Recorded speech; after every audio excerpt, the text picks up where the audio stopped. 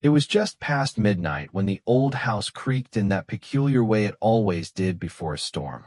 Sarah Langley sat on the floor of her late grandmother's attic, surrounded by dusty boxes and forgotten memories. Her flashlight flickered as she rummaged through items no one had touched in decades: faded photographs, yellowed newspapers, and beneath it all, a rusted tin box locked with a brittle leather strap. What she didn't know then was that opening that box would change her entire life, and that her father's voice, gone for 20 years, would speak again. Pause. Before we dive into this mysterious and emotional journey, don't forget to like this video and subscribe to Chilling Chapter for more real-life inspired stories that send chills down your spine. Trust me, you won't want to miss what happens next. Now, back to Sarah. She hadn't set foot in this attic since she was a child. After her grandmother's funeral, Sarah decided to stay a few nights in the house to sort through her things. That's when she found it. The box. Heavy, metal, and oddly warm to the touch, like it had been waiting for her. She sat cross-legged, using a rusted key she'd found tucked in her grandmother's Bible. With a satisfying click, the strap released, and the lid creaked open. Inside, wrapped in a silk cloth, was an old, battered tape recorder.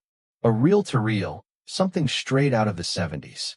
There was only one tape loaded into it, labeled in neat handwriting. For Sarah, play only if I don't return. She froze. The handwriting wasn't her grandmother's. It was her father's. Michael Langley had vanished 2 decades ago, walking out of their home one rainy morning and never coming back. No goodbye, no note, no explanation. Sarah was just 6 years old then, and the wound of abandonment had never truly healed. Police searched, volunteers combed the woods, and rumors flew. He'd run off with another woman, gotten in with the wrong crowd, maybe even taken his own life. But there was never any proof, just silence.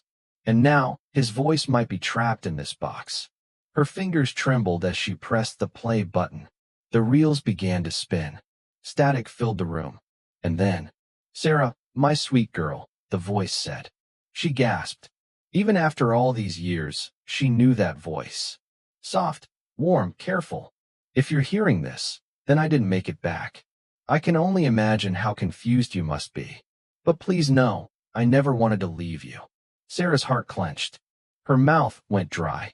Was this some cruel joke? A hallucination? But it was undeniably her father. Her throat tightened as the recording continued. "There are things I couldn't explain when you were a child. Things I couldn't even say to your mother. But now, if you're old enough to find this, you deserve the truth." The tape crackled again. Then, after a pause, "It all started the night I met the man in the red coat." The next morning, Sarah didn't sleep. She lay awake staring at the ceiling of the attic room, the tape recorder still beside her like a lifeline. She replayed it 3 times, memorizing the tone of his voice, the way he paused before painful truths. It was like hearing a ghost, comforting, terrifying, impossible. Her mind swirled with questions. Who was the man in the red coat? Why had her father vanished instead of going to the police? And why had her grandmother hidden the recorder instead of telling her sooner? At breakfast, the old wooden table groaned under the weight of silence. Sarah made herself a cup of black coffee and stared at the photo of her father on the mantel. He was smiling, holding her when she was just a toddler, both of them dressed for Halloween. She is a witch. He is a pirate. She remembered none of it, but now the image felt sacred. Suddenly, she remembered the wooden cabinet in the basement. When she was a child, her father used to tell her never to go down there. He called it Dad's dark corner. Back then, she thought it was just where he stored old tools. But now, it felt suspicious. Urgent. She grabbed a flashlight and headed down the creaky steps. The basement was colder than she remembered, the air damp and smelling faintly of earth and rust.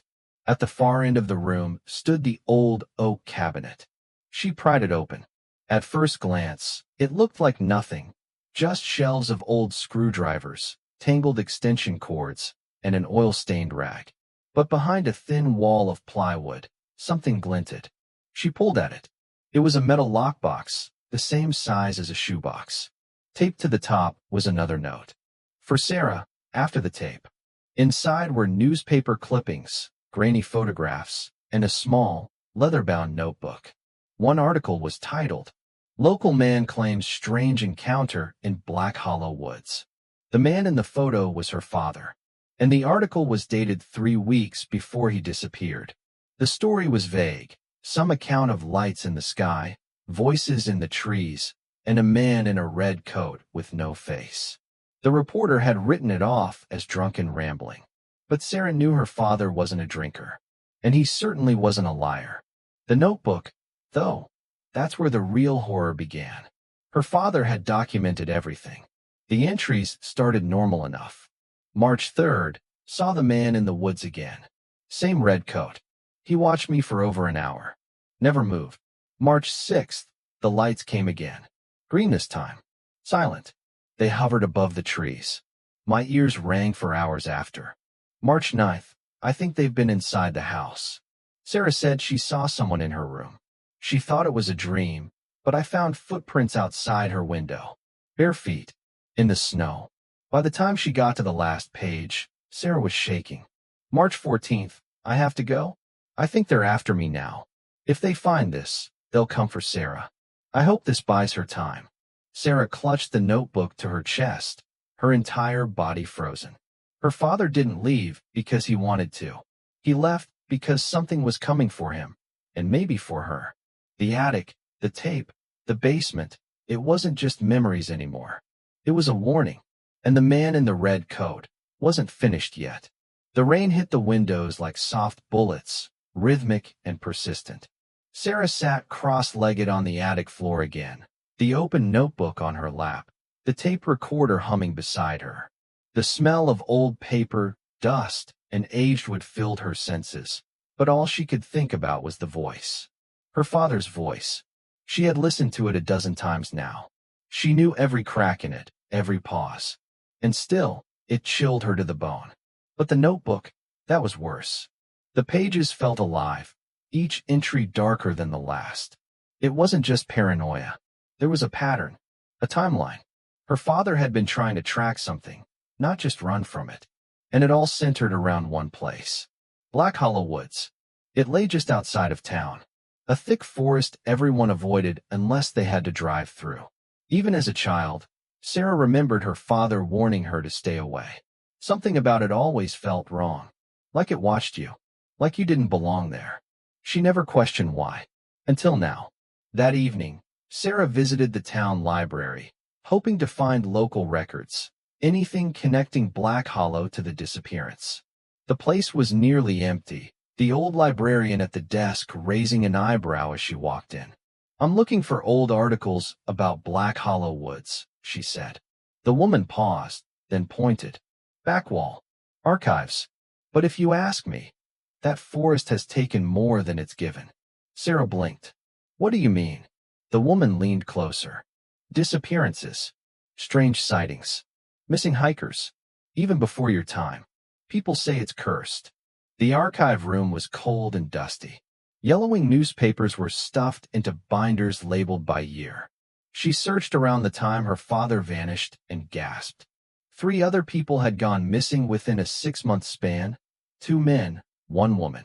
All last seen near or inside Black Hollow. And then she found it. A grainy photo in one of the articles. A man with a bushy beard, eyes wide with fear. The caption read, "Witness claims to see faceless man in red before vanishing." The article was eerily similar to what her father described in his notebook. But the date? 1979. Decades before her father vanished. That same man in red. No face. No name. No explanation. Why was he still appearing? That night, Sarah returned to her grandmother's house shaken but determined. She now knew this wasn't some figment of imagination or family legend. Something was real. Something dangerous. And then the power cut out.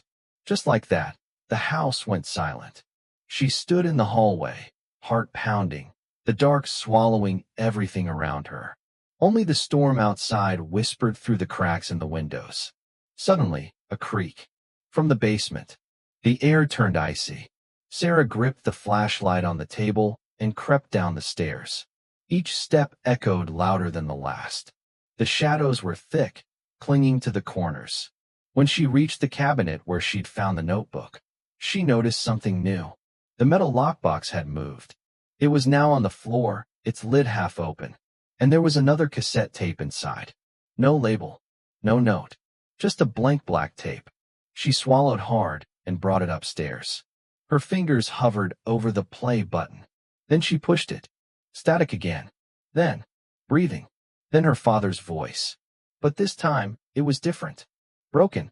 Shaky. Afraid. They know I've told you. Sarah gasped.